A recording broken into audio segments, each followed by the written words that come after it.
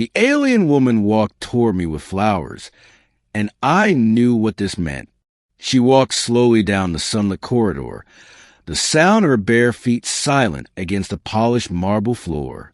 The bouquet of pale yellow roses in her hands trembled slightly, though her expression remained unreadable, carved in that serene, unshakable calm her kind was known for. Her skin was a rich, smooth shade of blue, as if sculpted from moonlight and oceans.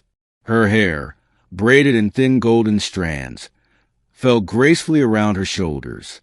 She was breathtaking, not in the way humans often meant the word, but in a way that quieted the soul and made everything else seem distant. And she was walking toward me. I stood at the far end of the hall, suited, steady, and uncertain. Everything about this moment felt unreal, a fever dream of cultures colliding, of promises too big to understand. Her name was Syrah, daughter of the High Matron of Aurealis Prime, one of the few surviving diplomats of the Nuvian Accord. And I was a human they sent as an offering, an ambassador, a bridge, a future husband. It started with an agreement, a desperate peace made after too much blood had already been spilled. Their people had lost hundreds to our automated drones. Ours had lost thousands when their gravity storms crushed entire fleets. Neither side could afford more war, not in the face of extinction-level threats from the Outer Rim. And so, the Aurealis Accord was born, a single marriage between species, a symbol of unity. They picked her. They picked me. I remember our first meeting. She did not look at me directly. Her voice was soft but cold, a song without warmth. "I will do what I must," she said. "So will I," I had replied. That was all. And now, she was walking toward me on what they called the day of joining. Not quite a wedding, not quite a treaty, but something ancient in their custom. The woman offers flowers. If the man accepts, they are bound for life in body, duty, and spirit. But she had not offered them yet. She merely held them, and her eyes, those silver blue eyes, watched mine with an intensity that almost made me forget to breathe. When she finally reached me, she stopped, only a breath away.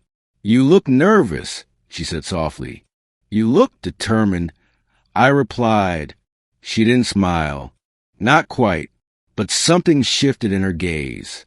"I wasn't supposed to care," she said. "Not about the ceremony. Not about you." I swallowed, unsure if I should respond. "But you called me beautiful that day," she went on, voice lower now. "When I was still in my armor, when we were standing in that cold council chamber, and you didn't think I could hear you. I meant it," I said. She nodded slowly, as if the words confirmed something she'd suspected but never admitted. "I do not trust easily," she said. "My people were raised to fear yours. But there is one thing I do understand. Truth." She raised a bouquet then. Between us, my heart raced. "If you take this," she whispered, "I will not leave you, not even in death. We do not marry as humans do. We bind our souls.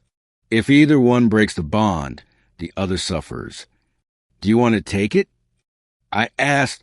She looked down at the flowers for a moment, then back up. "I wouldn't be here if I didn't." My hand trembled as I reached forward. The flowers were warm. Her fingers brushed mine. It was done. For a long moment, nothing happened. Then, suddenly, the corridor lights dimmed. A quiet tone echoed through the chamber. It was their way. The moment the bond was formed, the ship itself acknowledged it. Syrah closed her eyes, just for a second. When she opened them again, something in her face had changed. Not softness, not weakness, but peace. "You didn't run," she said. "Did you expect me to?" "Yes," she said honestly. She turned and began walking again, this time by my side.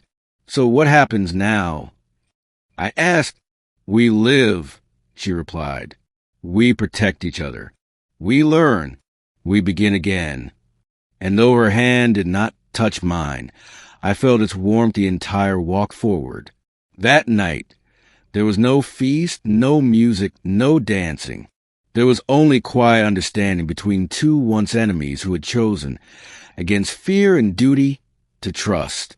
And beneath that alien moonlight pouring into the glass ceiling, I finally saw her, not as a symbol or a stranger, but as Sarah, my wife, my future.